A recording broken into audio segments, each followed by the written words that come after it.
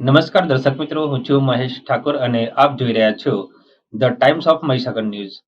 નજર કરીએ આજના મહત્વના સંતરામપુર નગરમાં આગામી ધાર્મિક તહેવારોના સંદર્ભમાં કાયદો અને વ્યવસ્થા જળવાઈને શાંતિ જળવાય તે હેતુથી મહીસાગર જિલ્લા એસપી જયદીપસિંહ જાડેજા તથા ડીવાયએસપી વડવી સાહેબની અધ્યક્ષતામાં સંતરામપુર નગરમાં ફ્લેગ માર્ચ યોજાઈ. સંતરામપુર નગરમાં આગામી ધાર્મિક તહેવારોના સંદર્ભમાં કાયદો અને વ્યવસ્થા જળવાઈને શાંતિ જળવાય તે હેતુથી આજરોજ મહીસાગર જિલ્લાના જિલ્લા પોલીસ અધિક્ષકની સૂચના અને માર્ગદર્શન હેઠળ સંતરામપુર નગરમાં આજરોજ મહીસાગર જિલ્લા એસપી શ્રી જયદીપસિંહ જાડેજા સાહેબ અને ડીવાયએસપી વડવી સાહેબ, Santrampur police station inspector Shri કે